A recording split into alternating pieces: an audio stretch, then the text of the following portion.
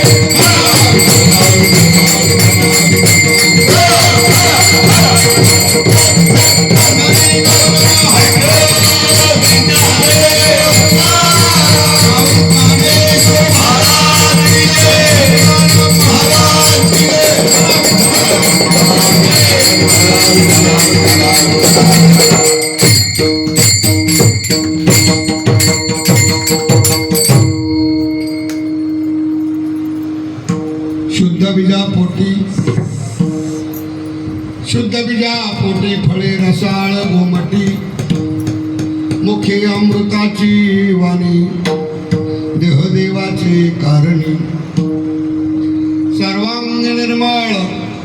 सर्वांगी निर्मळ चित्तदेशे गंगाजळ मुखे अमृताची वाणी देहदेवाचे कारणी तुका म्हणे जाती ताप दर्शन विश्रांती मुखे अमृताची वाणी देहदेवाचे कारणी विठ्ठला विठ्ठला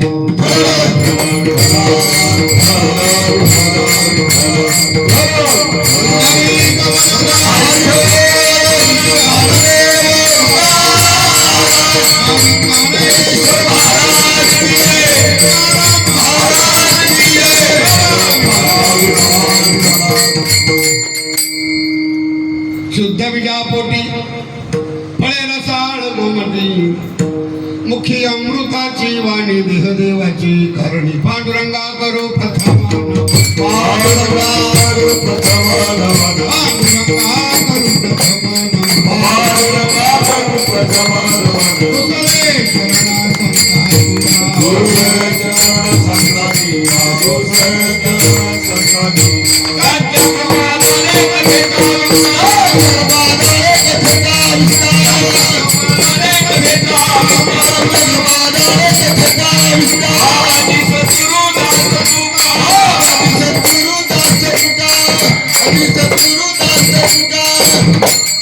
पांडुरंगा करू प्रथम मन दुसरे चरण संतांच्या त्यांच्या प्रभादाने कथेचा विस्तार बाबाजी सद्गुरुदास श्री सिद्धेश्वर महाराज गणेश श्री गुरु गोरक्षनाथ महाराज श्री गुरु शिवनाथ महाराज समर्थ श्री गुरु संनाथ महाराज के नवनाथ चौरश्री बारिश आत्मरूप गणेश कलिया स्मरण होय सगळं विद्यांच्या अधिकडते जीवन श्री चरण श्री गुरुचे नमस्कार होण्यात आदिनाथ उमा मच्छिंद्र गोरा आदिनाथ उमा मच्छिंद्र गोरा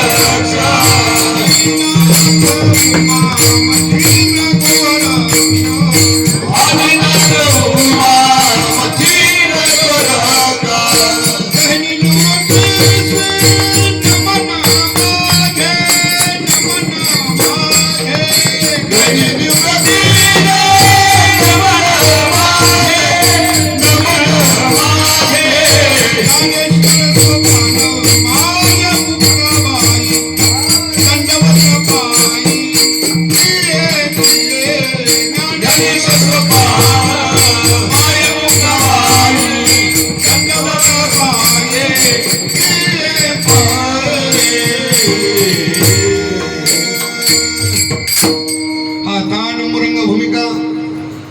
कीर्तनी व्यासती लोका डाळ मुदुंग श्रोतरेखा त्या सगळा श्रमण होई ऐशन मन करून सगळा हरिकथा बोलवी ओबडा बोला ज्ञान म्हणून आपल्या बाळाचा लवे सगळा नामा म्हणून शुद्ध बीजा पोटी फळे रसाळ गोमटी मुखी अमृताची वाणी देहदेवाचे कारणी प्राप्तस्थळी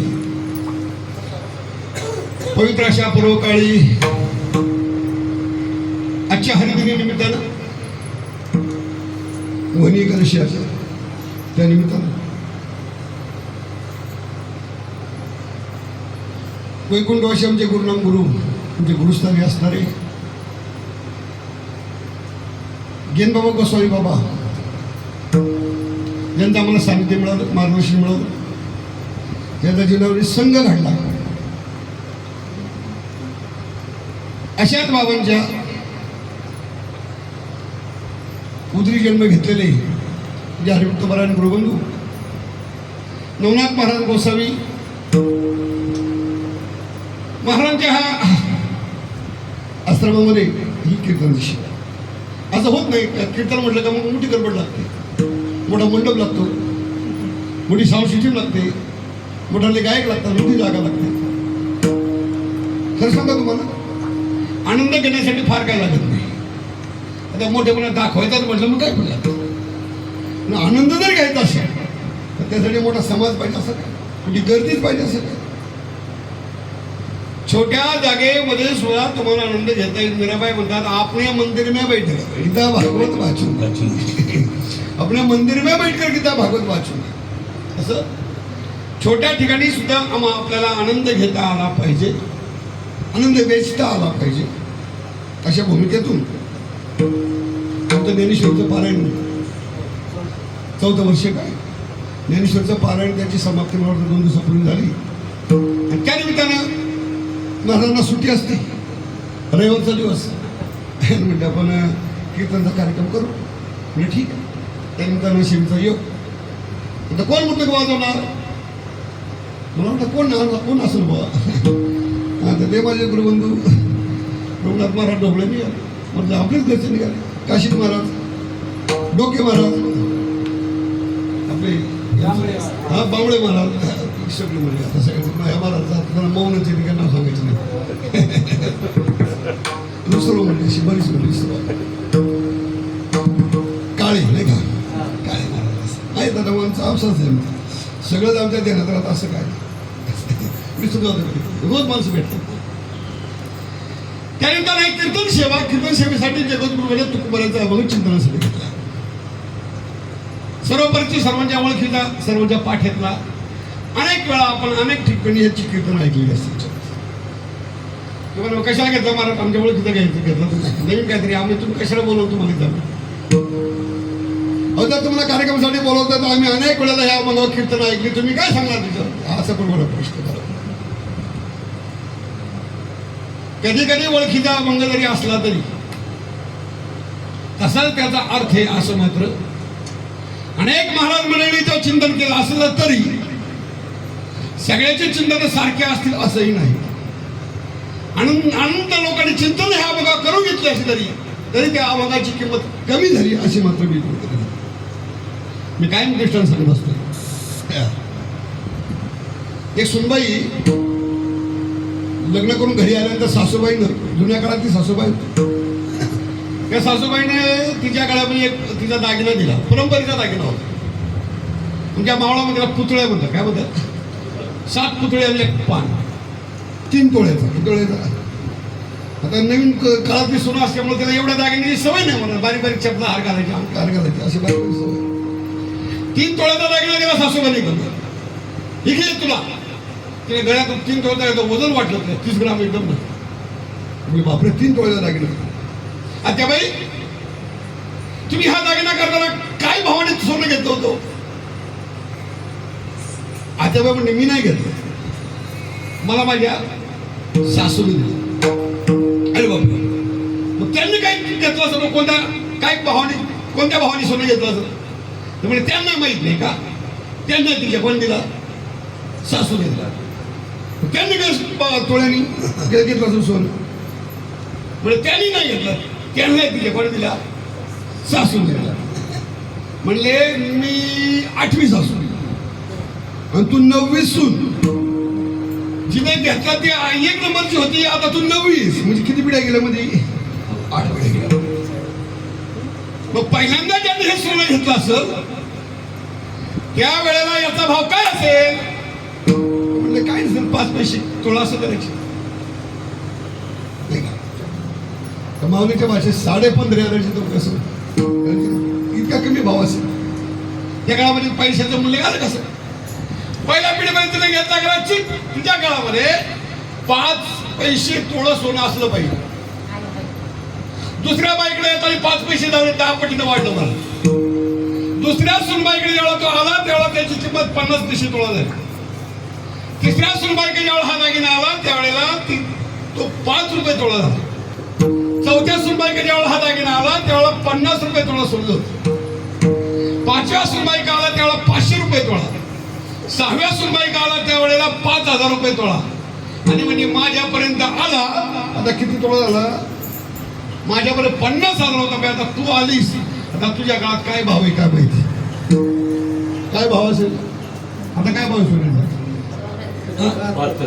72,000 बघा म्हणजे 8 सासूबाईंना ते सोनं वापरलं तरी त्या सोन्याचा भाव कुठंच कमी झाला तसं या मावळ कीर्तन केलं असेल त्याला 5 पैसे मिळाले असेल तिच्या काळात कुणाला 50 पैसे मिळाले असतील कुणाला 5 रुपये मिळाले असतील मी साक्षी द्यायचा आमच्या गावामध्ये एकदा कीर्तन झालं होतं 5 रुपये दिले होते कीर्तन झालं किती दिले होते कुणी या बाबा कीर्तन करताना 50 रुपये आमची सुरुवात इथून आहे कुठं रे 50 रुपयापासून कुणी या बाबा कीर्तन करताना 500 रुपये मिळाले असतील कुणी या बाबा कीर्तन करताना 5,000 रुपये घेत असतील ह्याच आंबा कीर्तन करून आता 50,000 घेणारी सुद्धा महाभाग आपल्याकडं ते जातील त्यांना ठेवा ते मरतील त्यांचा कार्यक्रम होईल पण अभंगाचा भाव कधीच कमी होत नाही संतांचे वचन आहे संतांच्या वचनाचा भाव कधी रिवर्स होत नाही कधी कमी होत नाही पण संतांचे प्रसारित वचन आहे महाराज वर्णन करतात एका एका अक्षरात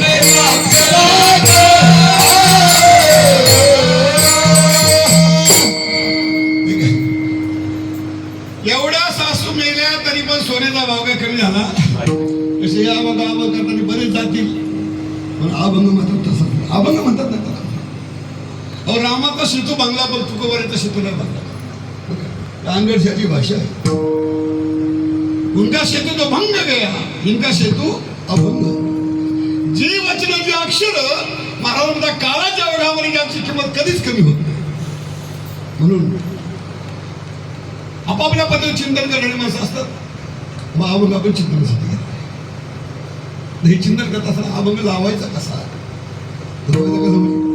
याला डोकं लावायचं कसं कारण संतांची वचन आणि असाचा अर्थ असं मात्र बिलकुल हे नामदेव शंभवकर म्हणायचे हे अभंगाचा अर्थ असाच आहे असा छातीला हातावून सांगणारा अजून जन्माला यायचं काय म्हणजे या अभंगाचा अर्थ असाच आहे असं कोणी म्हणायचं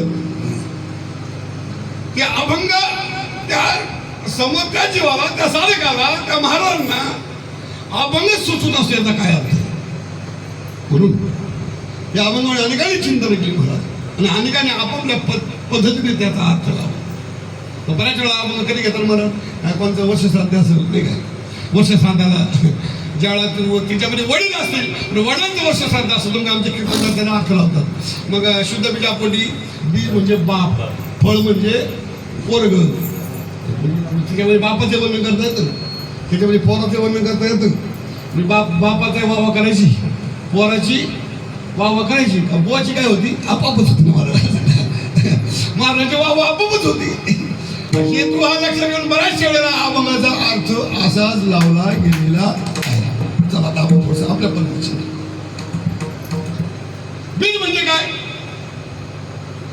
महाराज म्हणतात ज्या बीजाला फळ येतं किंवा त्या बीजाचे ते गुण त्या फळामध्ये असतात म्हणून त्या बीजाचे गुण फळामध्ये असतात म्हणून बीजाचा अर्थ लावत असताना महाराज म्हणतात जर तुम्हाला हे बीज कसं आहे जर ओळखून घ्यायचं असेल तर त्या फळावरून त्याची ओळख करून घ्यायची असते. किंवा एखाद्या पीक कसं आहे ते पीक सांगतं. जमीन काय आहे, भूमीच्या मार्गावर सांगे कोंबाची लवळ. मानवता भूमीच्या मार्गावर सांगे कोंबाची लवळ. त्या नियमाप्रमाणे बीज आणि फळ याची एक संगता लावत असताना जे गुण बीजामध्ये असतात तेच गुण फळामध्ये असतात. म्हणून त्या दोघांची एक संगता लावली. मग अभंग लावताना लावायचा कसा?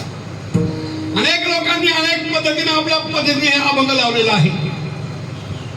मग हे लावत असताना आपण या अभंगाला कुठपर्यंत घेऊन जायचं, कशा प्रकारे घेऊन जायचं चिंतन करू. तुम्हाला माझ्या माहितीप्रमाणे 3-4 पद्धती चिंतन करता येईल आपल्याला.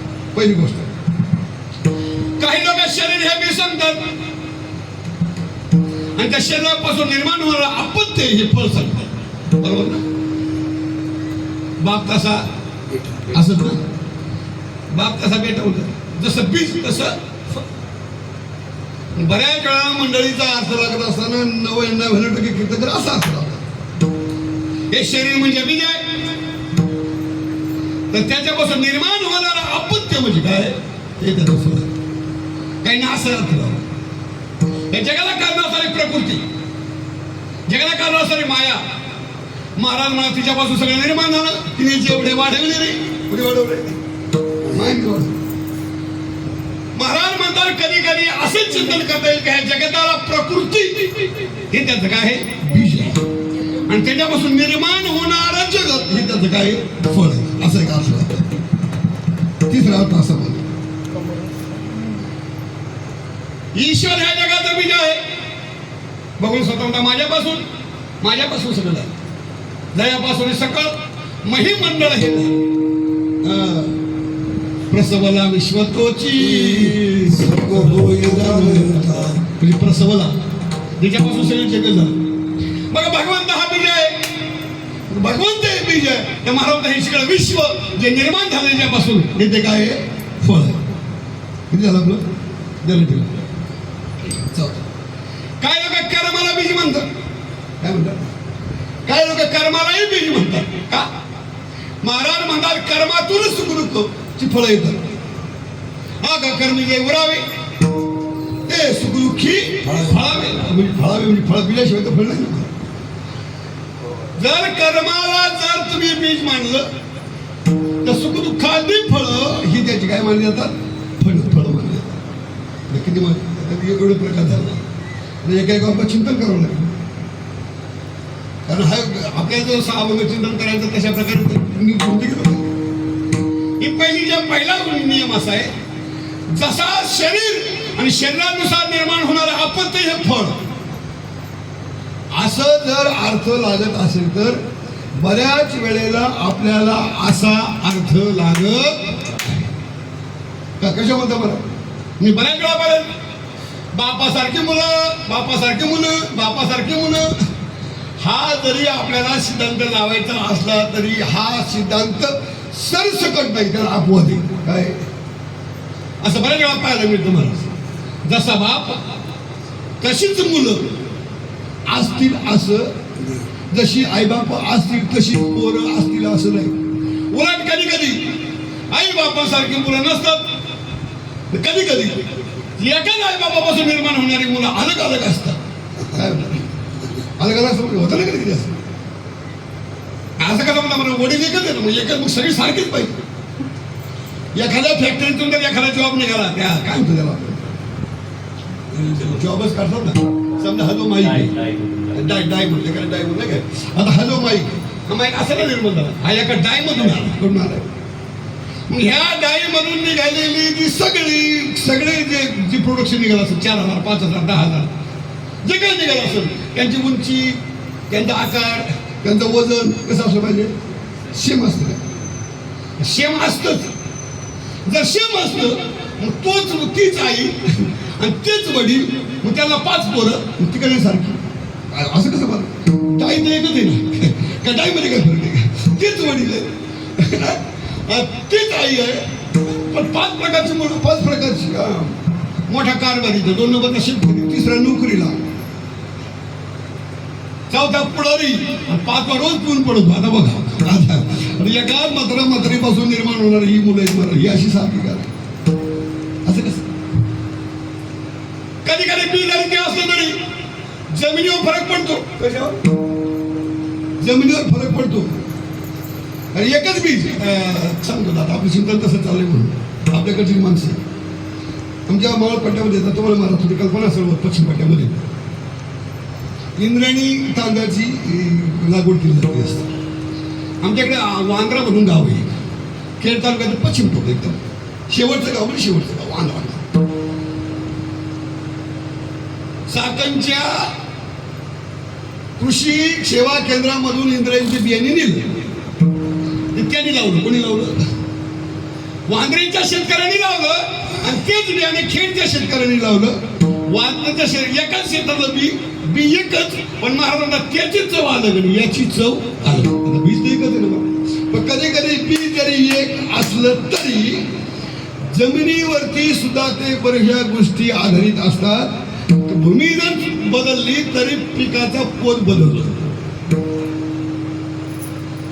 मला याचा सिद्धांत सांगतो तुम्हाला असा. जुन्या काळांच्या पट्ट्यामध्ये काही गाड्या नव्हत्या. कीर्तनला जायचं 20-20 किलोमीटर, 20-20 किलोमीटर कीर्तनला जायचं चालत. मग कीर्तन करायचं. मग त्या काळामध्ये दुपारी जायला लागायचं. दुपारच्या भजनापासून त्या गावात मुक्काम व्हायचा. संध्याकाळी दुपार नेवाचं भजन, हरिपाठ, प्रवचन ऐकायचं, सगळं कीर्तन करायचं, पाठ काकड्याला व्हायचं. मग घरामध्ये मुक्काम व्हायचा. त्या कुटुंबाशी संपर्क असेल. तुम्हाला गाड्या वेड्या काहीच नव्हती. त्यामुळे ते कुटुंबाशी प्रेमाची झालेली असं. आता सगळं बदललं महाराज. आता कीर्तन सुटलं, जय विठ्ठल म्हणून लोकांना नारळ भेटेपर्यंत बुवा 10 किलोमीटर निघून जातो. एवढी गडबड झाली. अशा काही कुटुंबामध्ये राहण्याचा प्रसंग आला महाराज. नंतर गाडी आल्यानंतर मग कार्यक्रम झाला का निघाला. त्या कुटुंबामध्ये 7-8 वर्ष जायचा प्रसंग आला. आणि पण ते एक सुंदर कुटुंब होतं. त्यांना 2 मुलं होती महाराज, एक मुलगा एक मुलगी. मग कधी जरी त्या घरामध्ये गेला का पहिला येऊन दर्शन घेणार, सांगायला लागायचं नाही, दर्शन घ्या म्हणून पटापटा पाया पडणार. संस्कार होतो तुमचं. आणि ते राहण्याचा प्रसंग आता कौटुंबिक वातावरण तयार झालं. आणि 7-8 वर्ष जाण्याचा प्रसंग आला नाही. आणि 7-8 वर्षांनी एकदम तिथं गेलो. कुठं कशा तरी कामानिमित्तानं तिथं गेलो. त्यांच्या घरी जायचं योगाला आल्यावर त्यांना बरं वाटलं. पोर आता मोठ्या झाला 15-15 वर्षाची. बाबा किती दिवसांनी आपल्या घरी आले दर्शन घ्यायला आल्यावर तेवढ्यामध्ये त्यांच्याजवळ एक लहानसा मुलगा होता. तो लहानसा त्याला म्हणलं, कोण हा? ते म्हणले, आमचाच भाऊ आहे. म्हणजे तुम्ही दोघंच होतं ना? काय म्हणले, बाबांनी मागून मंडळी गेली ना, त्याचंही पोर गेली. पण आता त्या बुवांनी का मागून गेली मला काय माहिती. 2 पोरं होती त्यांना. मागून पत्नी गेली, त्याचं हे मूल. तिने 2 मुलं दर्शन घेतली महाराज. पण ते बारकं दर्शनच गेलं. ती सारखं म्हणत, जाणा बाबाच्या पाया पड. अरे जाणा बाबाच्या पाया पड. ती फार मान धरून वाकली, पण ते वाकानीच महाराज. आता काय करा. बराच टाइम झाला पोट दर्शन. शेवटी मलाच वाटलं याला दम बरा बारीक असल्यामुळे पाया पडण्याच्या गाडीत घेऊन जाईल. तुम्हाला दगड घालीन काय म्हणलं. मग माहिती देण्यात आलं, बी जरी एक असलं तरी वावर बदली झालं तरी पिकावर फरक पडतो. कसं हे शरीर बीज लावलं आणि आपण ते ह्याला फळ लावलं तर महाराज याची संगती लागत नाही. कदाचित क्वचित आहे अशी घराणी मारणे असं नाही, पण आपोआप काही नाशिवंता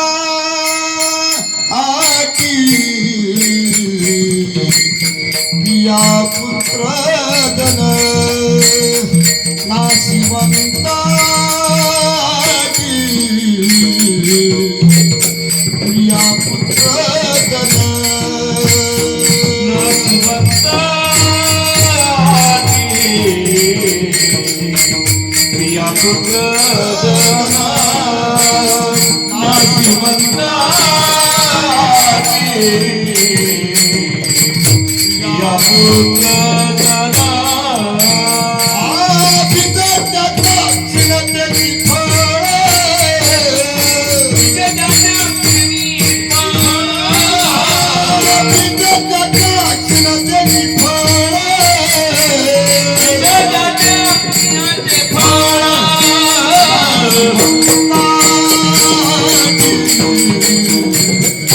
प्रिया पुत्र धन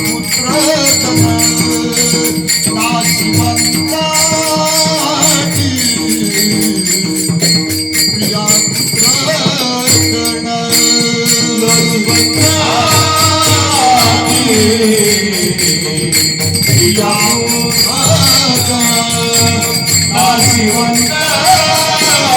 एक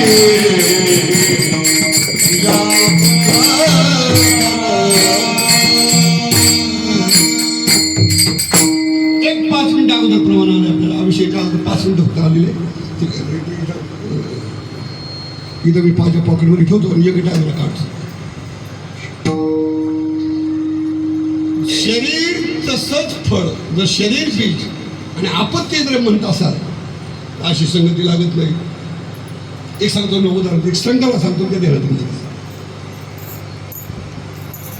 कश्यप ऋषी बनवते, कश्यप ऋषी बनवते, कश्यप ऋषी ब्रह्मदेवाचे सुपुत्र कश्यप ऋषी. ऋषी आहे ना, मग ऋषीच्या पोटी ऋषी जन्माला आला पाहिजे. बरोबर आहे, ऋषी पोटी जन्माला पाहिजे, ऋषी जन्माला पाहिजे.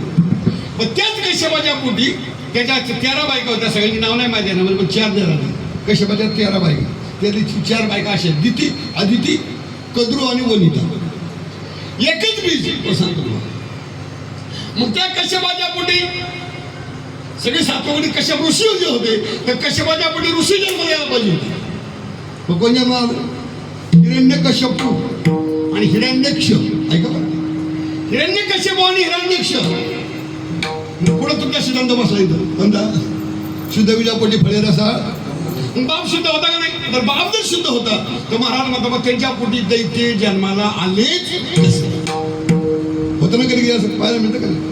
बरं कोण बघा बुवा बघा, इतके मोठे महाराज, एवढी त्यांची कीर्तनं, अख्या भागात त्यांची कीर्तनं, लोक एवढी आवडीने त्यांची कीर्तनं ऐकतात, पण त्यांच्या पोटी बुवा काही जन्माला आला नाही.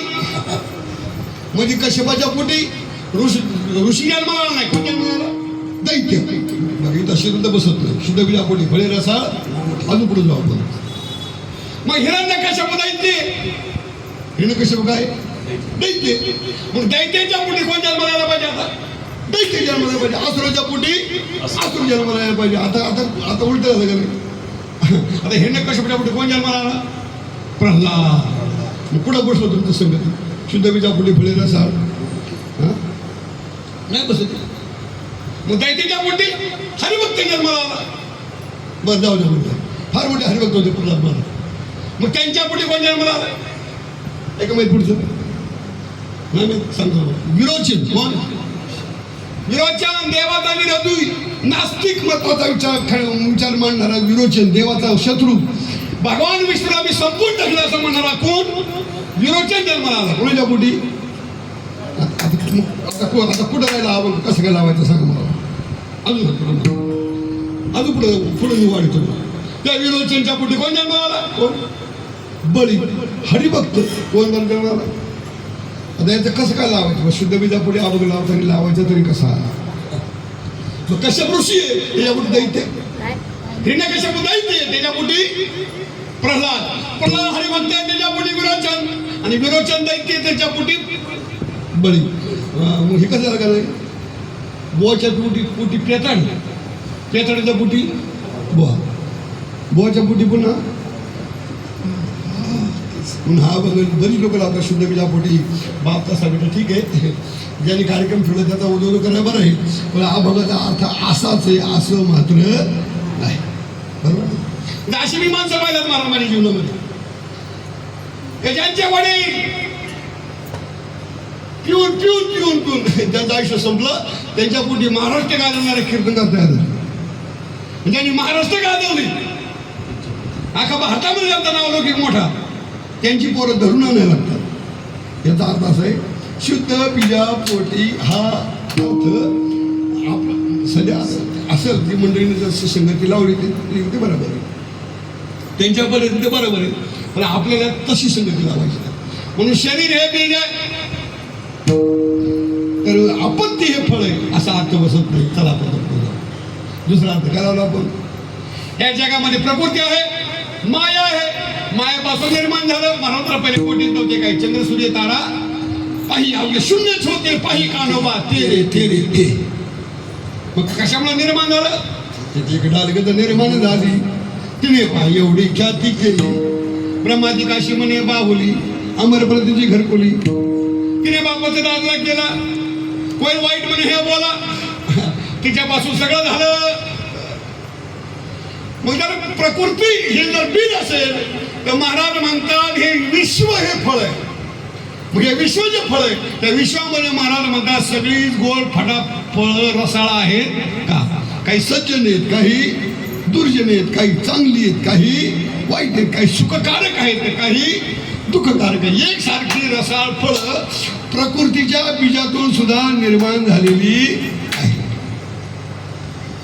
याचा अर्थ प्रकृती बीज आणि जगत फळ असं नाही लावता येत. आता जाऊ द्या तुम्ही तर प्रकृती तर कमीत कमी भासमांतर तिला अस्तित्वच नाही, ती मायाच आहे. माया म्हणजे काय मला ते नाहीच. मग इथं असा अर्थ लावत असता बरं हे विश्व जगत देवापासून झालंय, भगवंतापासून माझ्यापासून झाले. मी सगळं निर्माण केलं. एकलेनं कंठ्याची म्हणून या येणे केली निर्माणाचा उदाई भुवनी गगन चंद्र सूर्य मेघ तारांगणी पाचही महाभूत्या भौतिका भिन्न भिन्न ऐसा लाघवी या माया सूत्रधारी एकला एकटाची झाला नानाकारी स्थूळ सूक्ष्म जीव जीवाची अंतरी तो नंदन सय बाळ ब्रह्मचारी ऐसा लाघवी या माया सूत्रधारी याचे नाभी कमळी जन्म चतुरायनाना याच्या निज प्रभ प्रकाश रवी किरण याच्या महातेज तेज हुताशन येण्याची पढावून वेद केला शहाणा हो.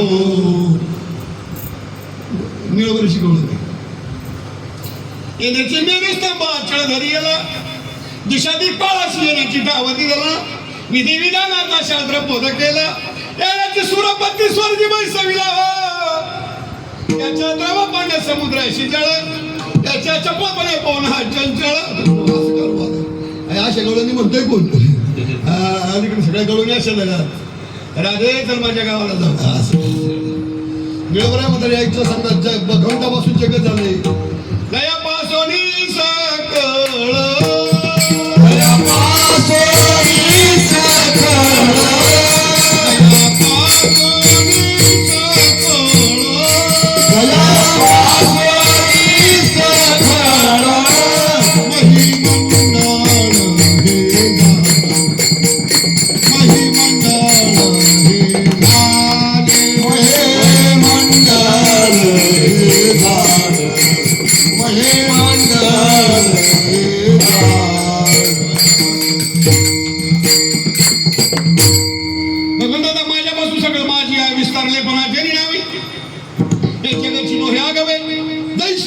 दूध मुलाले स्वभावे तर त्याची दही का बीजाची हळे तरू का भांगाराचे अलंकारू तैसा म्हणजे एखादा विसरतो ह्याच्या भी जगाचं मी बीज आहे तुला मी जगाचं काय बीज आहे आधी बीज एक करी वगैरे संत तुकाराम चित्रपटामध्ये शिकवत होता आधी बीज एक करी पहिला एकटाच होता एकटाच झाला नाना करा एकटाच भगवंत महाराज झालाय देवापासून हे जगत झाले जर जगत झाले एकापासून झाले तर देवासारखं काम आहे.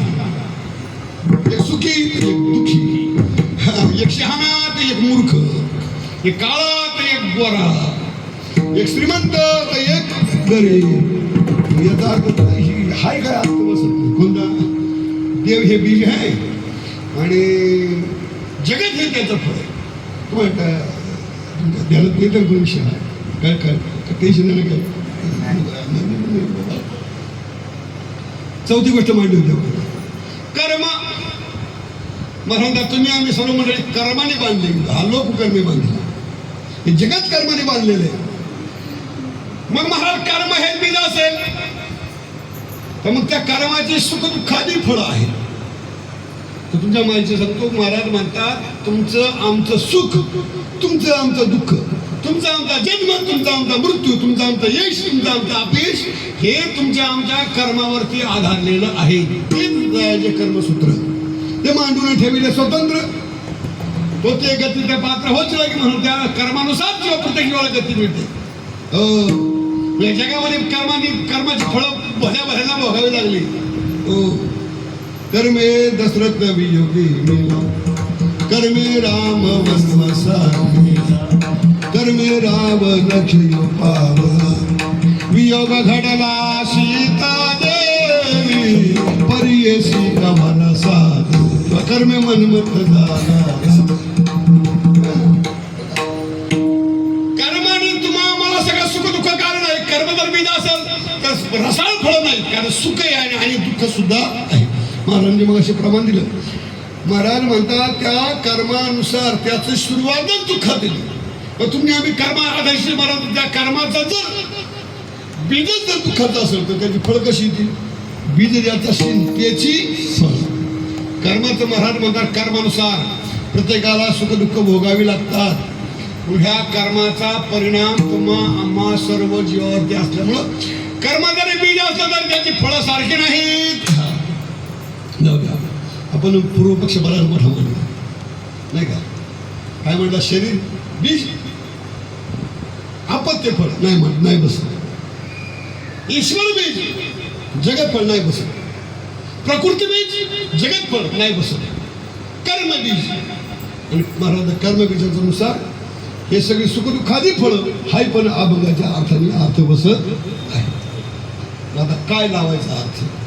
महाराज शास्त्र म्हणतात याला एक अजून एक बीज आहे आणि त्या बीजाचे नाव आहे नाम. काय म्हणतात? बीजाचे महाराज म्हणतात हा अभंग आपण अशा संगतीने लावायचा. कोणत्या संगतीने लावायचा? नाम ह्या बीजाच्या नामाला बीज म्हणतात का हो? बीजा कल्पांतीचे तुका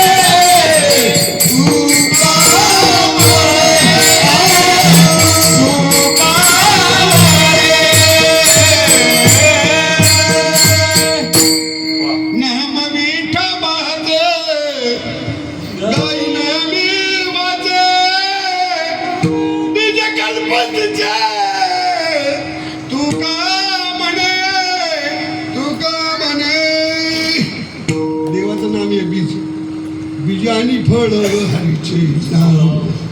भगवंताचं हे नाम हे बीज आहे. हा बघ आपल्याला असं लावायचं. कसं लावायचं? भगवंताचं नाम हे बीज आणि त्या नामाला आलेली फळ असं अभंगाची आपल्याला संगती लावायची. मग संतांनी याला बीज म्हटले का? म्हटलेला याची असं प्रमाणे याची आमा करण काम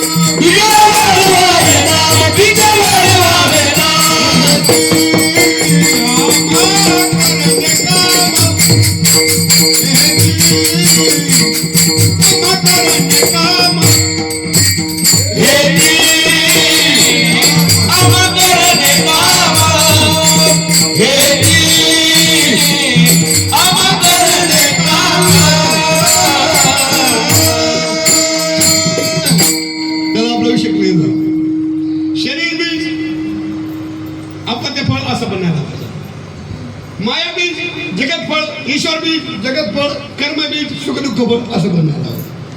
मग महाराज म्हणतात इथं तुकाराम महाराज म्हणतात ह्या मंडळी तुम्ही ऐका. जर ज्याच्या जीवनामध्ये शुद्ध बीजात्मक नाम असेल तर त्याचे रसाळ फळे खायला मिळतात. अभंगाच्या पहिल्या शुद्ध बीजापोटी शुद्ध बीजापोटी शुद्ध बीजापोटी शुद्ध बीजापोटी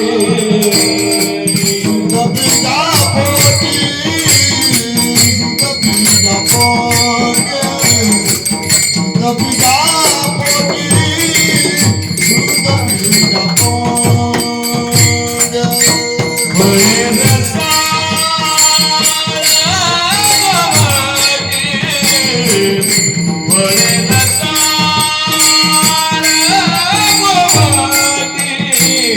मुखी अमृताची वाणी, मुखी अमृताची वाणी.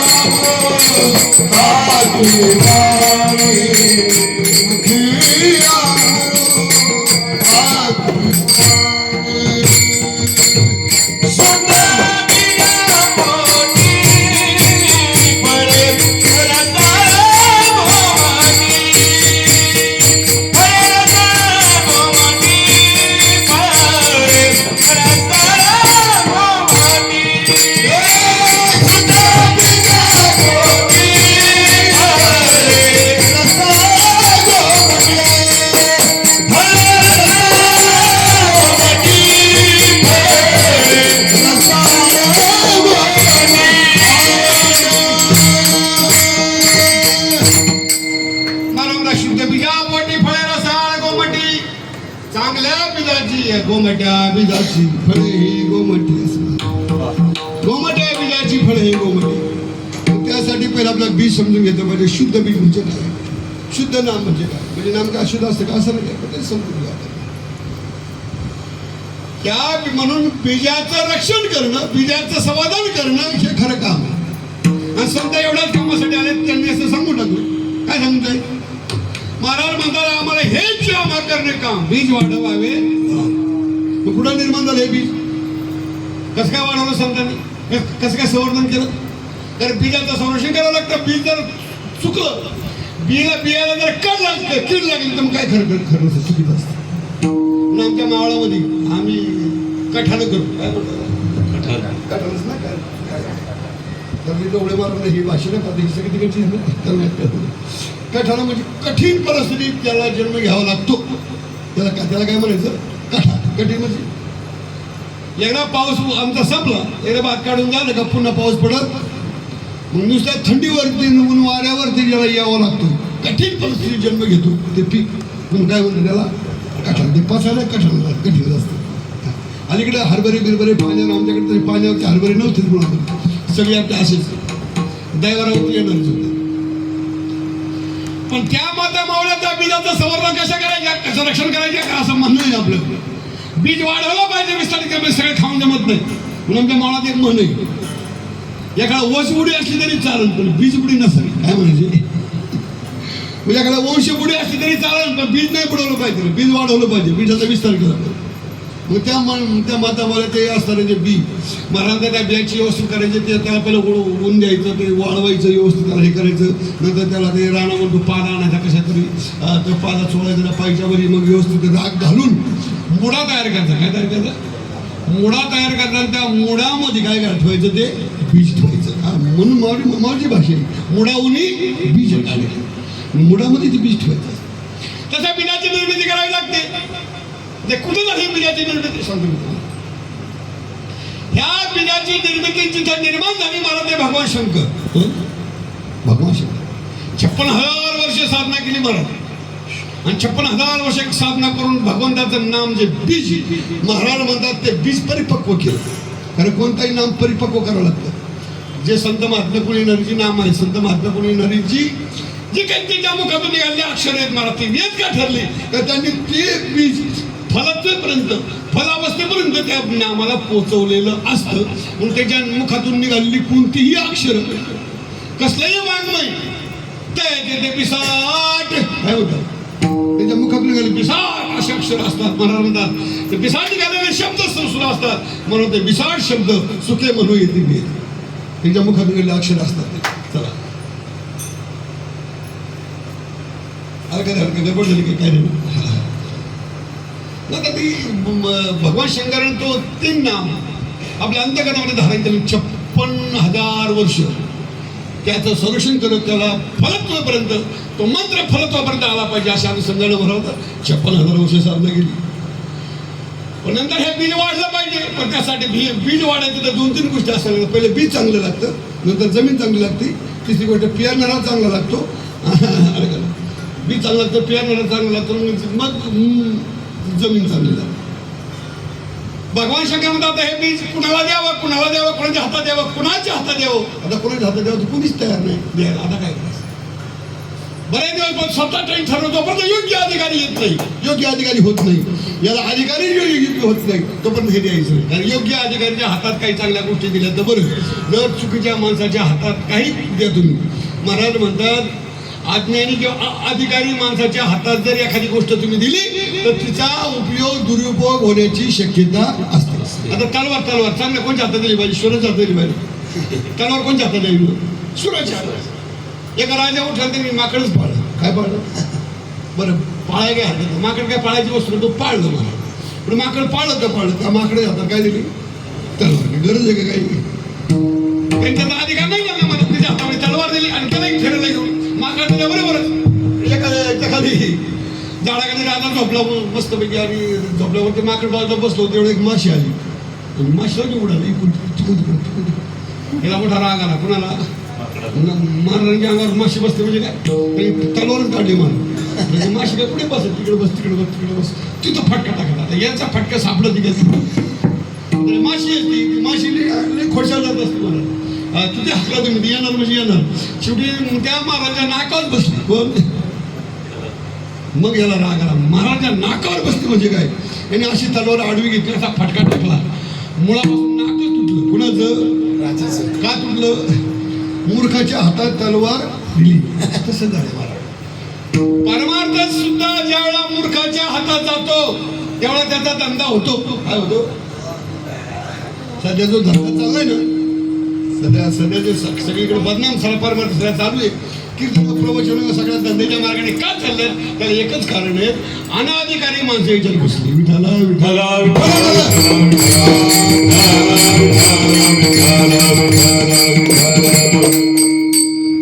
तसं भगवान शंकर मला हे ज्ञान मी कुणाला द्यावं? बरेच दिवस वाट पाहतात.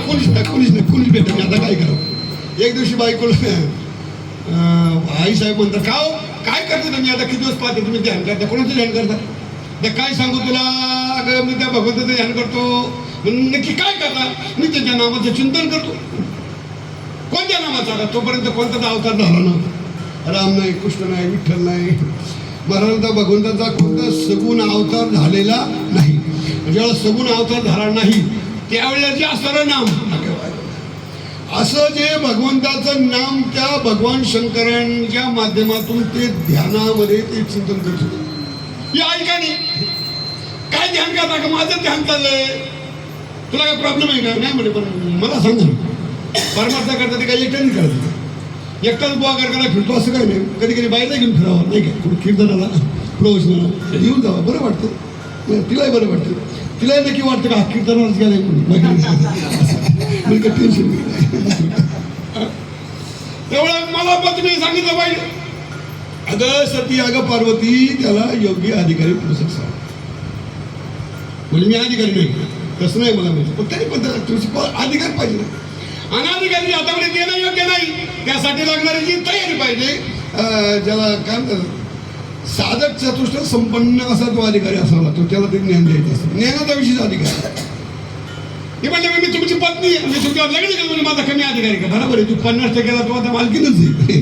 तू 100% तुझीच मालकी आहे. सगळ्या गोष्टी बरोबर आहे. मला माहित नाही. मला हे सांगितलं पाहिजे. काय करावं का? पण त्याला नाही मला तुम्ही सांगितलंच पाहिजे. आता बायको ती देवाची असू दे नाही तर बुवाची असू दे. तिथं शहाणपणा करायचा तिथं आपली विशेष ताकद असते. तिथं विशेष सामर्थ्य असतं. त्यामुळं तिच्या सांगण्याप्रमाणे बघितलं हिमालयात नाही जमणार. त्यासाठी तर अनुग्रह करावा लागतो. त्यासाठी एक कंदामध्ये घेऊन जावं लागेल. हिमालयातून काढली आणि समुद्रात आणली. कुठे आणली?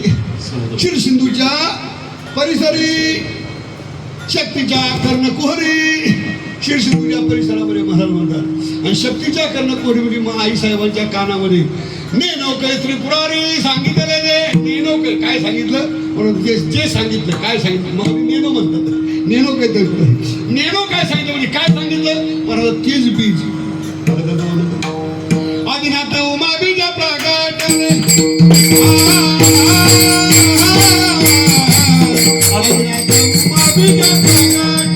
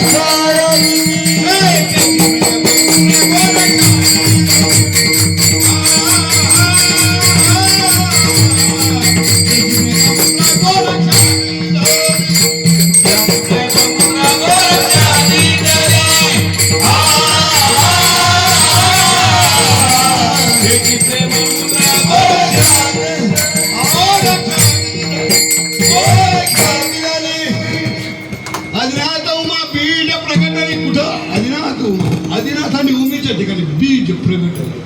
पहिल्यांदा प्रगट कुठं झालं? बीज. आता ते प्रगट होताना मला चिंतन झालं. आता बीजाचं चिंतन चाललंय, विस्तार चाललाय. आणि आपल्याला एवढ्या ठिकाणी कीर्तन झालं तरी पण आपलं टेन्शन येतं की वा. तर तिथं भगवान शंकर सांगणारे होते आणि सांगत असतात तत्वज्ञान सांगत होतं, बीजाचं महत्व सांगतोय, नामाचं महत्व सांगता आई साहेबांना समाधी लागली. समाधी लागली. आता आई सगळं तर आई थोड्यात समाधी लागली. तेवढं डोळा दाखलं. आता काय करावं? भगवान विष्णूला मोठी काळजी पडली. आता काय करावं? हे बीज आता वाया द्यायचं, बीज वाया द्यायचं नाही का? सांडे विखुरी गेले म्हणून सांडूनही विखुरी गेली नाही. आणि व्यर्थ झाले बीज सांभाळलं पाहिजे महाराजांना. भगवान विष्णू तिथं मच्छिंद्रनाथाच्या रूपाने आले आणि मच्छिंद्रनाथाच्या रूपाने येऊन मच्छिंद्र लाधले. मच्छिंद्र ते मच्छिंद्राने ते पकडलं, भगवान विष्णूने ते पकडलं. त्यानंतर बरेच वर्ष वाट पाहिजे महाराज. कोणाला देऊ? माणसं होती का? जगात भरलं होतं माणसांनी. मच्छिंद्रनाथ म्हणता कोणाला द्यावा, आता कोणत्या हातात द्यावा? अधिकारीच भेट नाही कुणी. योग्य अधिकारी सगळी संस्थांमध्ये आसक्त असलेली तुमच्या हातात आपल्यासारखी सगळी अशी संस्थांमध्ये परमार्थ करणारी होती बस. तर सगळं असत. त्यांचा परमार्थ सुद्धा कायसाठी? संसारासाठी. आपला जसं चाललंय तसा आमचा परमार्थासाठी कमी, संसारासाठी असं आमचं तर आहे. आता तुमचं मला सगळं सांगतात. त्यामुळे कोणी अधिकारी सापडला ना, काय करावं? मच्छिंद्र म्हणता काय करावं? त्यांनी डोकं लावलं. माणसांमध्ये योनी संभवातून कोणी पुरुष हे बीज सांभाळणे असं वाटत नाही. अधिकारी पण दिसत नाही. त्यांनी काय केलं? डोकं लावलं. एक बाईला तिला मूल होत नव्हतं. गेले मच्छिंद्रनाथ, बाबा पोर होत नाही, काय करावं? बोलले हे घे राख, ही हा प्रसाद आहे, विभूती. ही विभूती काय कर? बक्षील कर, मुलगा होईल. आता तिने पण बाबाने दिले म्हणजे आवडीने खावा का नाही? ती बाजूला विचारायची काय बाबाजी मला हे राग दिली म्हणजे पोरं होती. काय बाय तुझी डोकं फिरली ग? असं कुठं असतं का? राग खाऊन कुठं पोरं होत असतात का? असं कुठे असतं? कशाला डॉक्टरला वैद्याने हकीम कशाला केलं असतं? तिने विश्वास निर्माण करा, ते टाकून ह्या भाऊच्या नादीने लागायचं. तिने तिला टाकून कुठं? पुढे उकरड्या. महाराजांच्या उकरड्यातून त्याच्यातून गोरक्ष प्रकट केला. अयोनी संभव, योनी संभव नाही, अयोनी संभव. मग तसा भगवान अयोनी संभव, तसा गोरक्षनाथ अयोनी संभव. मग त्या गोरक्षनाथ प्रकट झाले आणि मग काही दिवसांनी ते आले ते बाईकडे. पण तो प्रकट झालेच नव्हते. तिथंच खाली तिथं निर्माण होऊन तिथं आपली साधना चालू आहे. बाई पुढे पोरगा तुझा बाबा, तेच बाबा आले. बाबा मी ते खालच नाही, पुढे टाकलं सांग. इथं टाकलं. उकरड्यातून निघाले. त्यामुळे मला हेच पाहिजे होतं. अधिकारी मिळाला बीज. त्याची प्रेममुद्रा गोरक्षनाथ झाले. गोरक्षनाथ वाट पाहतात कोणत्या हातात देऊ, कोणत्या हातात देऊ. कारण वाढवायचं ना, बीज वाढायचं, बीजाचा विस्तार करायचा. तर जवळ ठेवून जमत नाही. ते विस्तार केला पाहिजे. तर कुणाच्या हातात द्यायचं, कुणाच्या हातात बऱ्याच दिवस वाट पाहिजे. कुणी निर्माण होईल. आता काय करावं महाराज? त्यांनी बरं डोकं लावलं. शेवटी कुणाला द्यायचं? पोरं खेळत होती अशी. आणि पोरं खेळता त्या पोरांनी असं एक मातीचा काय बनवला? पुतळा बनवला. मातीचा पुतळा बनवला. तर ती खेळत होती. हे भगवान तिथे गेले, त्यांनी डोकं लावलं का आता इथं जाऊया आपल्याला. त्याच मातीच्या पुतळ्यामध्ये काय फुगली? संजीवनी मंत्र जपला आणि मातीच्या पुतळ्यातून गहिनीनाथ निर्माण. बरोबर ना? तो पण अयोनी संभव. गहिनी कोण आहे? अयोनी संभव. गहिनीनाथ निर्माण झाले. गहिनीनाथाला त्याची प्रेममुद्रा गोरक्षा पूर्ण कृपा केली. गहिनीनाथ कशी बी कसा बीजाची दिसतो. कोणत्या हातात येऊन त्याचा खेळ त्याला काय असं व्हायला लागलं मला. कसं पूर्वी कीर्तन करताना अशी पद्धत होती मला. 4 वर्ष संस्था, 4 वर्ष चतुर्मास, 4 वर्ष बोवाने फिरायचं. 12 वर्ष उत्तर झालं तो बोहा. आता कुठं आईच्या पोटातून निघाला नाही तर लगेच बोहा. काय प्रकार आहे? त्यामुळे प्रकार असा झाला. मूर्ख माणसं याच्यामध्ये आली. त्यांना ज्याला अनाधिकारी माणसं आली आणि त्या बीजाचा नाश व्हायचं काम त्यांनी ते सांभाळलं होतं. बरेच दिवस वाट पाहिली गणिनाथ आणि कोणाच्या हातात देऊ कोणाच्या हातात देऊ कोणाच्या हातात देऊ पण योग्य अधिकारी भेटाने आता अयोनी संभव मिळणं कठीण आहे. आता एवढी संभव वाचूनच आपला जन्म घ्यावा लागेल. मग पण आई शुद्ध पाहिजे बाप शुद्ध पाहिजे म्हणून वडिलांना पाठवलं. संन्यास घ्यावा लागला. संन्यास घेऊन साधनेच्या द्वारे विठ्ठल पंचांना शुद्ध केलं. इकडे आळंदीमध्ये सोनं पिंपळाला लक्ष लक्ष लक्ष फेऱ्या मारून मारून मारून आईसाहेब शुद्ध केलं. दोन्ही माता पिता ज्यावेळेला शुद्ध झाली महाराज म्हणजे आता यांच्या पुढे निर्माण होणारी संतती मग ते निवृत्तीनाथ त्यांना त्या निमित्तानं ब्रह्मगिरीच्या माध्यमातून महाराज मला तिथं बोध दिला. म्हणतात ना निवृत्ती गहिनी कृपा केली निवृत्तीनं महाराज गहिनीनाथांनी निवृत्तीनाथ म्हणतात माझ्यावरती कृपा केली त्यांच्या हातामध्ये दिलं. इथं पुढे युनी संभवाच्या परंपरेला काय झाली सुरुवात झाली. मग तेच मी आता कोणाला द्यायचं तरी भाग्यवान होते महाराज. कोण निवृत्तीनाथ निवृत्तीने दिले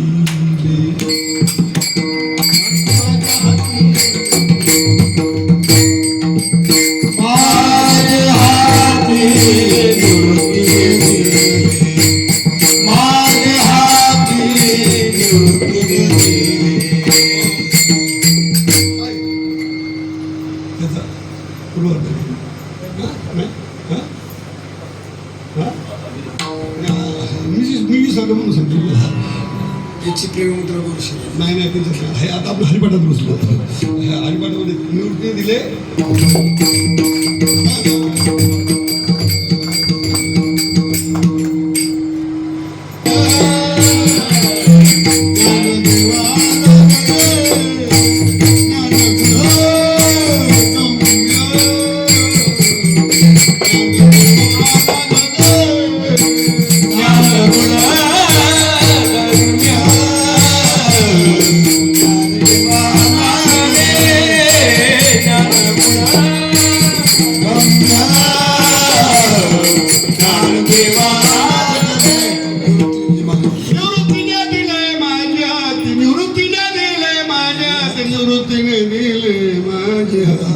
किती दिलं दिलं संपूर्ण संपूर्ण दिलं महाराज.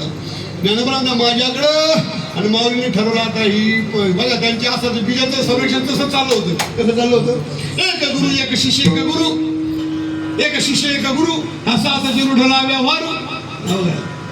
भगवान शंकर मच्छिंद्र विष्णू बरं का.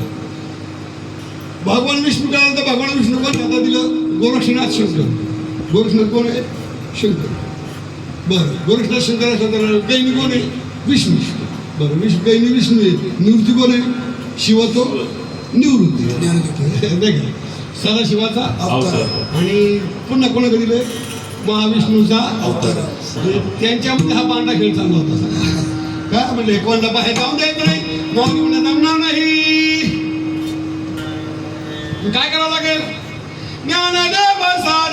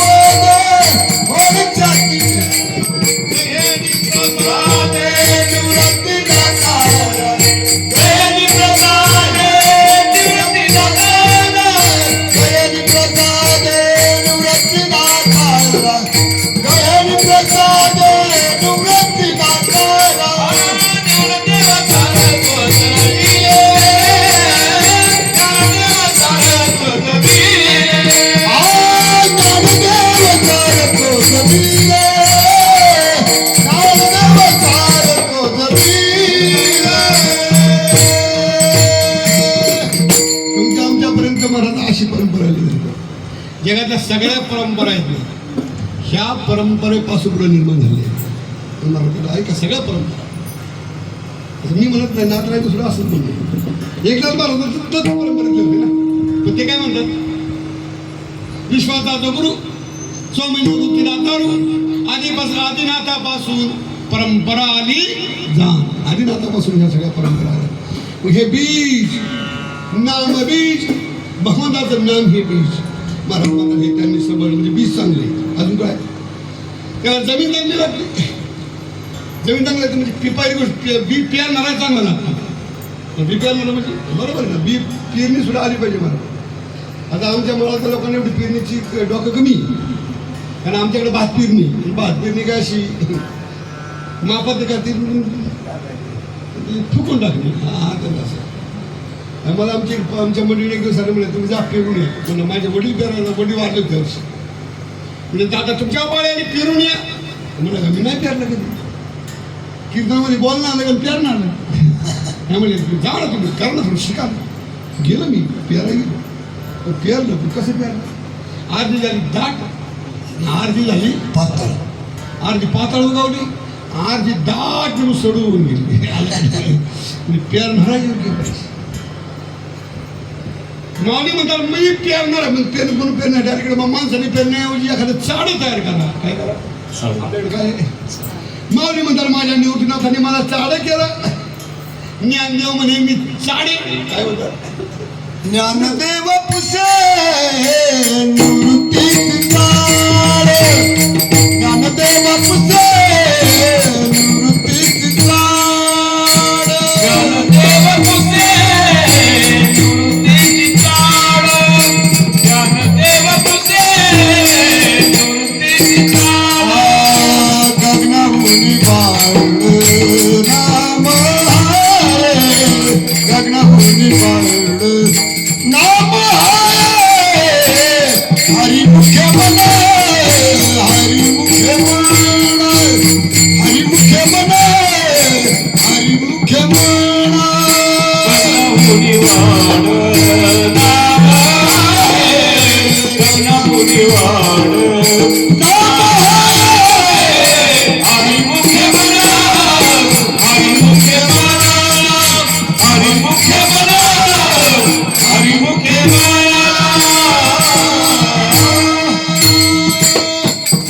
पेरणारा चांगला पाहिजे मारे महाराज उपदेश करणारा साधक कसा असला पाहिजे. त्याला सद्गुरू म्हणतात. सद्गुरूच्या मुखातून सद्गुरू वाचवणी नाम नाही हातात. सद्गुरू वाचवणी नाम नाही हातात. सद्गुरूच्या मुखातून यावं.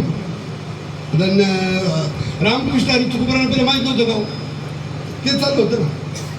ते म्हणतात माझी शपथ घेऊ सांगतो दुसरं काहीच नाही असं म्हणत होते. मग एवढं ते तुम्हाला नाम माहीत होतं मग अनुग्रहाची काय करत होती. मग सुद्धा मी पाहुणे गुरुवार केला खरंच काय ते म्हणजे नाही तरी ते असलं तरी त्यांच्याकडून यावं म्हणून यावं. म्हणून इथं पेरणारे सद्गुरू असले पाहिजे का 3 गुण असायला लागतात महाराज. जे पेरणारे सद्गुरू 3 गुण असतात. महाराज मध्ये तो बोलणारा त्याला सांगत असताना महाराज त्याची वाणी त्या वाणीच्या द्वारे त्याला प्रबोधन करता आलं पाहिजे. पुढची गोष्ट तो कृपाळू पाहिजे आणि दुसरी तो अनुभवी पाहिजे. अनुभवी वाचा संपन्न आणि कृपाळू या 3 गुणी जर गोष्टी जर असतील तर तो योग्य असतो पेरण्यासाठी. मग आता जिथं पेरायचंय तर म्हणजे तुम्ही आम्ही हे अंतकरण रूपी महाराज म्हणतात जो साधक आहे की साधक ही जमीन आहे. साधक ही काय आहे जमीन. समर्थ रामदासांनी दासगोदावरी असंच म्हटलं. शिष्य काय आहे जमीन आहे. सद्गुरू काय आहे पेरणार आहे.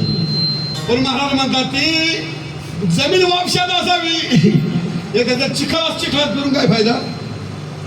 चिखलात फिरून फायदा आहे का. जर चिखलात तुम्ही पेरलं का तुम्ही निघत नाही आणि कोरडे वापसात गेला निघून मग पेरला तर काय फायदा आहे. कसं ज्याचं अंतकरण शुष्क आहे प्रेम विरहित आहे. महाराज म्हणतात तिथं सद्गुरू कृपा होणं शक्य किंवा पुढची गोष्ट ज्याचा अंतकरण चिखलमय झालं म्हणजे पाणीच आहे विषयाने कुठलेलं अंतकरण आहे. महाराज म्हणतात तिथं चिखलच आहे तिथून पिरून फायदा नाही. महाराज म्हणतात त्यासाठी ते अंतकरण तशा प्रकारचा अधिकारी असला पाहिजे. म्हणून तशा प्रकारचा अधिकारी तुझ्या अंतकरणामध्ये महाराज म्हणतात ज्यावेळेस हे बीज पडलं जातं त्याच वेळेला अशाच शुद्ध बीजा पोटी काय येतात फळे रसाळ गोमटी. मग कोणती फळं येतात महाराज अवघटा दुसरं मुखी अमृताची बाणी मुखी अमृताची बाणी मुखी अमृताची वाणी मुखी अमृता शिवानी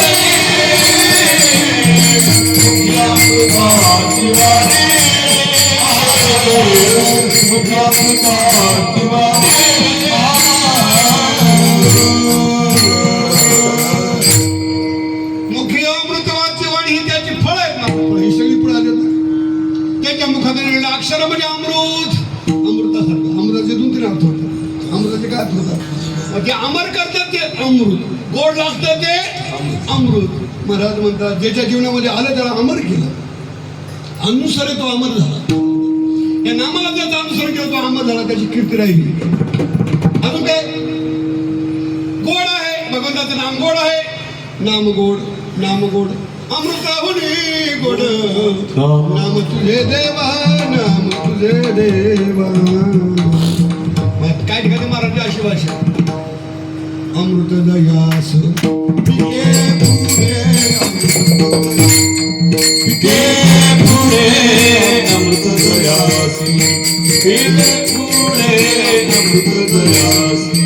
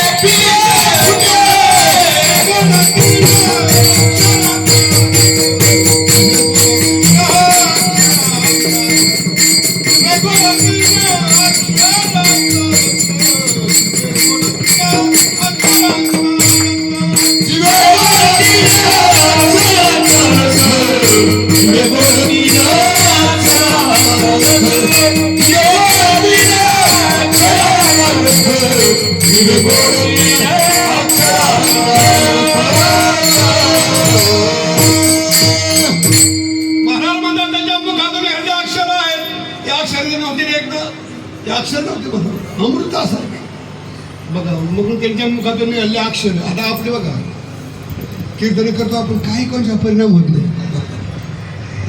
पूर्वी लोक सांगायचे म्हणले ते श्रीगोंद्याचे महाराज होते भागवतकार श्रीगोंद्याचे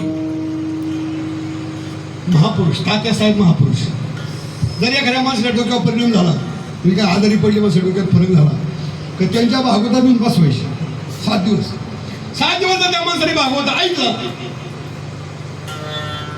तर तो माणूस नीटच झाला पाहिजे तर आमच्या भागवतात माणसं आपण बसले का इडी होते का काय फरक आहे मग आमच्या वाणीला जे अमृतत्व होतं जो स्पर्श झालेला त्यांची ज्ञानेश्वरी चंद्रसूर्य आहे तोपर्यंत तसं त्यांच्या मुखातून येणारा भागवत त्यांच्या मुखातून येणाऱ्या गाथा त्यांच्या मुखातून निघालेले वेद अक्षर उपनिषद संतांच्या मुखातून निघालेले अक्षर अमृतासारखे अमर त्यांना हेच नाही त्यांना मरणच नाही त्यांना मुख्य अमृताची वाणी त्यांचं संपूर्ण शरीर देहदेवाचे कारणी अजून काय सर्वांगी निर्मळ चित्त त्यांचं सर्वांग निर्मळ असतं चित्त त्यांचं गंगाजळासारखं असतं मुखी अमृताची वाणी देहदेवाचे कारण विठोबा रखुमाई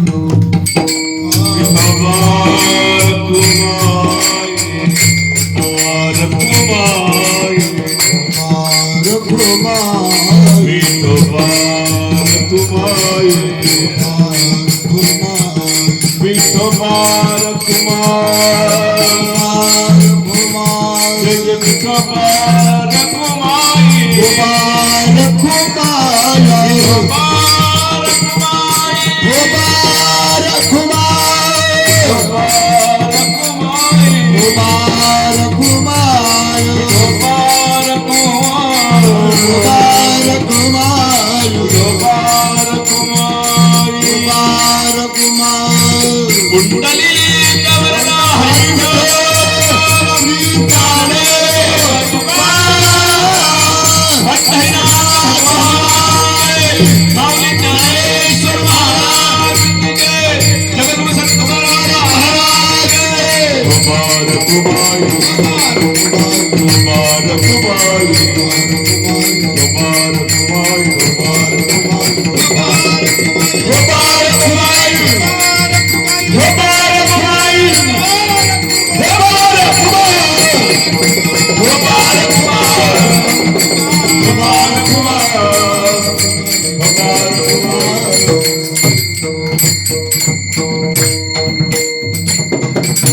शुद्ध बीजापोटी फळे रसाळ गोमटी मुखी अमृताची वाणी देवाचे खाते सर्वांगी निर्मळ चित्तदैशे गंगा त्यांचं जीवन इतकं निर्मळ हरवता चित्तदैशे गंगा जळ हरवता संतांचं जीवन गंगेसारखं संत गंगा आली आम्हावरी संत पाऊले साधू गंगेसारखं असे असणारे महाराज म्हणतात त्या संतांचं दर्शन जर झालं तर काय होतं तुका म्हणत ती तुका म्हणे गाती तुका म्हणे गाती तुका म्हणे गाती तुका म्हणे गाती तुका म्हणे गाती तुका म्हणे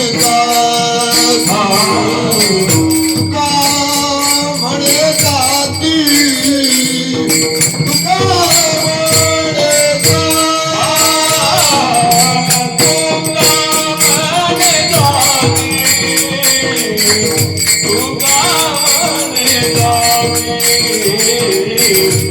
तुका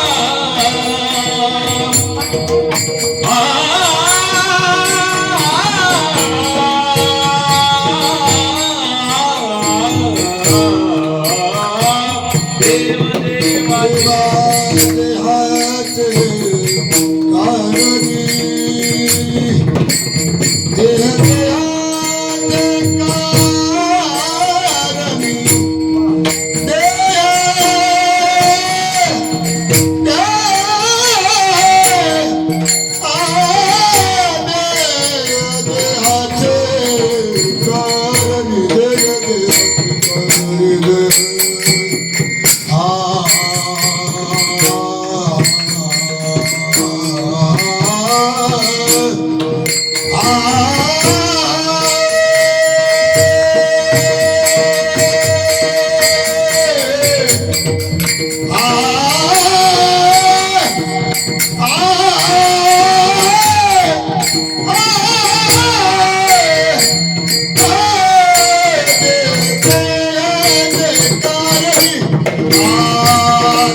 देहाचे कारणी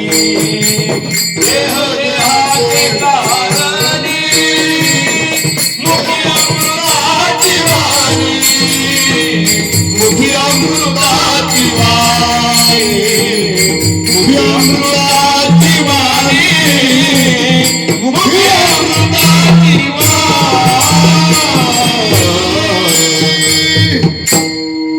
एक 5-10 मिनिटं घेऊ, जास्त नाही घ्यायचं वेळ.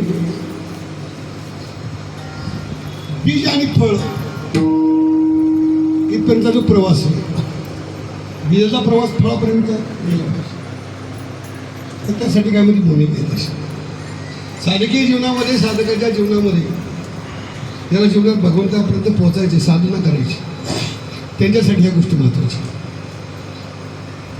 म्हणून आता बीजाच्या काय भूमिका आहे, तर बीज ज्यावेळेला फळापर्यंत पोहोचतं त्यावेळेला काय म्हणजे टप्पे आहेत. पहिला टप्पा असा आहे, एक बीज अवस्था. बरोबर, याच्यावर चिंतन चालू आहे. बीजाची बीज अवस्था आहे का, बीजाची अंकुर अवस्था आहे का, बीजाची पल्लव अवस्था आहे का, बीजाची कुसुम अवस्था आहे का, आणि बीजाची फलावस्था. किती अवस्था आहे? 5 अवस्था. पहिली बीजाची बीज अवस्था महाराज बीज पडलं, मग पडलं असं सद्गुरुमुखातून महाराज काना वाचनाची भेटी नाही का, सरिसाची किरीटी, वस्तू होली उठी कोणीही केलं. महाराज म्हणतात सद्गुरूच्या मुखातून संतांच्या मुखातून एखादं नाम आपल्या अंतकरण रूपामध्ये ह्या भूमीमध्ये एकदा पडलं तर पहिली गोष्ट महाराज म्हणतात बीजाला उघडं नाही ठेवली. काय नाही ठेवली? उघडं ठेवलं. आपल्याकडे बीज जर उघडं ठेवलं तर काय होतं, तुम्ही अगदी मुगच पेरला आणि त्याच्यावर काय ठरवलं नाही, लोडच किंवा फळी किंवा त्याचं फिरवलंच नाही तर काय होतं, कावळे खातात, कावळे उचलून खातात. म्हणून महाराजला पहिले गाडून घ्यावं लागतं. साधन काळामध्ये लगेच बाहेर फिरायचं नाही, लगेच उड्या मारीत बसायचं नाही, लगेच मी बहुत झालो हा हा हा कम झाला. साधन काळामध्ये तुम्हाला थोडंसं एकांतात जाणं गरजेचं. बीज कुठं असतो एकांतात, गाडून घेतो, झाकून घेतो. महाराजांना आपल्या काही गोष्टी झाकल्या पाहिजेत. बोली होतात त्याशी झाकीव बदले जाणं पुण्य माऊली येतो होतात ना. कृषीवळ वापरले, पांघुरं बिले पेरले, बरोबर कृषीवळ शेतकरी येत ना, तो काय करतो आपलं बीज पेर झाकून टाकतो. तसे आपली साधन काळामध्ये समाजापासून विमुख राहून एकांतामध्ये त्या साधकांनी साधना केली पाहिजे. ज्यांनी एकांतामध्ये साधना केली त्यांच्याच बीजाला फळं आली. ज्यांनी उघडं ठेवली बरं ते कावळे कवा खाऊन गेले तपासत नाही. आयुष्यभर ते बरं बंधनच करत झाले, तपासत काही जमलं नाही. म्हणून ज्ञानोबा हे सांगतात तू बरं एकंदर गेले ना महाराज, भामचंद्र एकंदर गेले, सगळे संत एकंदर गेले पर्यंत गाडून घेतलं. दुसरी गोष्ट बीजाला दम धरावा लागतो. दम धरावा म्हणजे पावसाची गॅरंटी नाही ना. पेरणी झाली, पेरणी केली, पण वरून पाऊस पडेलच याची गॅरंटी नाही. त्या काळामध्ये त्याला तिथून लगेच काय करायचं नाही, तिथं त्यांनी धीर धरला पाहिजे. कारण परमार्थामध्ये धीर मोठी गोष्ट आहे. पाहे प्रसाराची वाट, प्रसाराची वाट पाहे, वाट पाहणं गरजेचं आहे. तुकाराम महाराज विचार मला किती दिवस वाट पाहणार ते म्हणजे मी किती दिवस. शेत एकतरी जन्माच्या शेवटी 100 जन्म वाट पाहिली. साधकाला योग्य वापशाची काय पाहिजे पाहिजे, वाट पाहिली पाहिजे. दुसरी गोष्ट आतमध्ये जिथं बीज पडलं तिथं सुद्धा कीड लागायची शक्यता. कीड लागतं ना कधी. कीड लागणं म्हणजे काय, आळीच पडली, काहीच पडले. कीड लागणं म्हणजे त्याच्या अंतकरणामध्ये कामादी विकार, त्याच्या अंतकरणामध्ये लोभादी विकार. परमार्थातून मला काहीतरी मिळवायचंय, काहीतरी मला प्राप्त करायचंय. मला अशा प्रकारचा लोभ ही पहिली कीड आहे. कशाची? म्हणून ती झाकून घ्यावं लागतं. योग्य वापशाची वाट पाहिजे. बीज अवस्था असते. बीज अवस्था म्हणजे सर्वांची साधन काळामध्ये अवस्था असते. साधन काळामध्ये तुमच्या संत बातमी सगळ्यांनी वाट पाहिली. योग्य अधिकारापर्यंत महाराज वाट पाहत बसले. योग्य वेळ आली का महाराज सगळ्या गोष्टी होतात. आणि एकदा का बीज अवस्थेपासून पुढची भूमिका येते. आणि जर कृपा झाली, भगवंत कृपा, संत कृपा, शास्त्र कृपा जर तुमच्यावरती झाली तर वरून पाणी पाऊस पडला का मग त्याला काय फुटतो, अंकुर फुटतो. अंकुरावस्था. पण अंकुरावस्थेने वर निघायचा प्रयत्न करत असताना बऱ्याच गोष्टी असतात कधी कधी. आणि काही काही वेळेला मला एखादं ढेकळत असतं वरून, एखादा बोजत असतो वरून, तर लवकर निघता येत नाही, फार कठीण असतं. पण अंकुराने घाबरून जायचं नाही. कारण अंकुर काही सामान्य नाही गोष्ट. अंकुर वस्तू अशी मला फार कवळे असते, फार कोमळ अवस्था असते. पण तिने जर लावून धरलं ना, बघा तुम्ही खडकामध्ये, डोंगरामध्ये, विहिरीमध्ये बीज पडलं, तिथं अंकुरलं, महाराज मोठे मोठे खडक फोडून जातं. मी म्हणलं तुको बरं म्हणतात, ओले मुळं भेदी खडकाचे अंग. काय म्हणतात? ओले मुळ खडकाचे अंग. घराच्या घर इमारती पाडल्या, मला देवळं पाडली त्यांनी, काय त्या अंकुराने. तसं आपल्याला अंकुरावस्था प्राप्त झाल्यानंतर जिथं आपण पडलो तिथंच, हे पण द्यायला ठेवा, तिथं बाहेर अंकुर, तिथूनच आपण अन्न घेतो. त्या जमिनीतून आपलं अन्न पाहतो, आपलं पाणी पाहतो, आपल्याला लागणारे खनिज, आपल्याला लागणारे जे खतं, जे घटक पाहिजे त्या तिथूनच घेतो. जिथं आपण आहे त्या सद्गुरूच्या जवळ राहूनच त्या शास्त्राच्या तिथं आपली ज्ञानेश्वरी, भागवत, गाथा, कीर्तन, प्रवचन हे ऐकून ऐकून ऐकून याच्यातून आपलं अन्न काय करायचं असतं, शोधायचं असतं. हे कीर्तन थोडं मिळालं, त्या कीर्तनातून थोडं मिळालं, त्या शास्त्रातून असं मिळालं, तिथून असं काही शोधायचं असतं मला तिथं राहून. ही कोणती अवस्था आहे? अंकुरावस्था. लगेच अंकुराने सुद्धा वाट पाहायला ते बरं सुरुवातीला त्याला फार कष्ट पडतात, सायास पडतात. पण अंकुरावस्थामध्ये तिथून शास्त्रातून, संतांच्या मुखातून आपलं अन्न शोध, म्हणजे साधनेला लागणाऱ्या पोषक ज्या गोष्टी आहेत त्या घ्यायच्या असतात. ही कोणती अवस्था आहे? अंकुरावस्था. आता तिच्या पुढं मग ते हळूहळू डोकं वर काढतं, पुढं जमिनीवर डोकं. इतकी भारी, इतकं सुंदर विश्व आहे.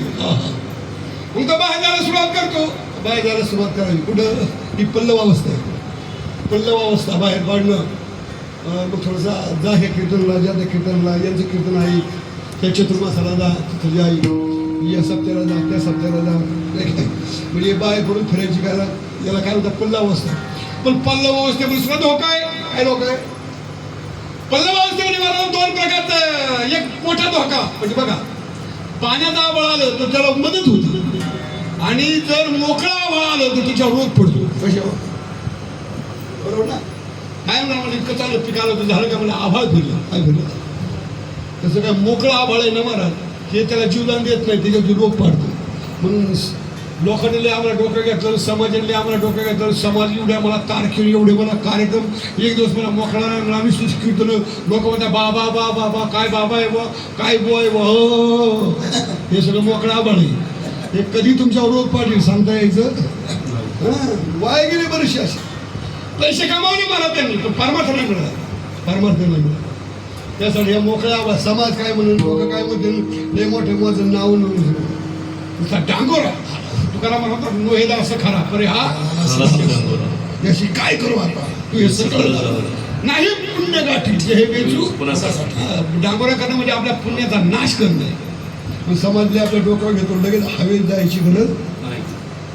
आमच्या बोलला नाही कळत मला, इतके डोक्यात खराब असतात ना मला. समाजाने आम्हाला डोक्यावर घेतलं. बरं, समाजाची कृपा काय? तुमच्या समाजाची कृपा. आमच्याकडे एक बोय असा, आपण काय म्हणतो, माझ्या आडीमध्ये सुद्धा आंबे नसतात, पण आडीमध्ये सुद्धा दम धरून पिकवले पाहिजे. आपल्याकडे एवढी मोठी काय झाली आता, आम्ही आडीमध्ये आंबे पिकवण्याऐवजी त्याला काय टाकतो, पावडर टाकून, केमिकल टाकून, बळच असं. आणि इकडे बळच पिकवायचं चाललंय. काय करायचं? बळच पिकवायचं. बळच नाही पिकवायचं, पिकला पाहिजे. मग आडीमध्ये सुद्धा नसण्याची शक्यता असते. नसतो का? आमचे पेरुकरेवा सगळं असतं ना, म्हणजे असा नसतो. काय काय तोंडातून नसतं, वरून नसतं, काही खालून नसतं. काय काय तोंडातून नसतं, म्हणजे बुरून नसतं, आणि काही नको तसं वागून नसतं. मला म्हणतात एकदा का म्हणतो आडीतून आला का मग तिचं फळ, मग त्याच्यापासून निघाला रस, अख्खा जगत त्याचा रस पितं. अख्या जगतामध्ये महाराज लोक त्याच्या वाणीसाठी, त्याच्या ऐकण्यासाठी, त्याला श्रवण करण्यासाठी लोक लालायच होत रस, गर्दी करतात, गर्दी करतात. ते रामसुधार महाराज ना, ते जर प्रवचन आले का महाराज 50,000 लाख माणसं ऐकायला असायची. लाख माणसं ऐकायला असं का? त्याचं वाटतं कधी बोलतात आमच्या कानावर, कधी पडतो. आता त्यांची वाणी अमृतासारखी अख्या जगामध्ये मला प्रभावित होती. आणि महाराज त्यांचं म्हणून त्यांच्या जीवनातली फळ, रसात्मक जीवन असा त्यांचा रसवैसह भक्तीचा रस स्वतः प्रश्न करतात, अख्या जगाला भक्तीचा रस देतात. अशी फळे रसाळ पण ते कोणत्या बीजातून आले ती ध्यानात ठेवा. कोणत्या बीजाला बस नाम. नामरूपी बीजातून महाराज म्हणतात ही सगळी फळं मिळतात. पण आपल्याला दुसरं बीज धरायचं नाही. कोणतं बीज धरायचं? नामरूपी बीज धरायचे. म्हणतात नामरूपी बीजच. आणि तुम्हाला नामाचं फळ घ्यावं ही सगळी फळच आहेत. आणि ज्ञान नाम हेच फळ आहे. बीज आणि फळ हरीचे नाम. त्या सगळ्या गोष्टी म्हणून शुद्ध बीजा पोटी फळे रसाळ मुखी अमृताची वाणी देहदेवाचे कारणी ज्ञानेश्वर माऊली ज्ञानराज माऊली तुकाराम माऊली तरीश्वर माऊली ज्ञानराज माऊली तुकाराम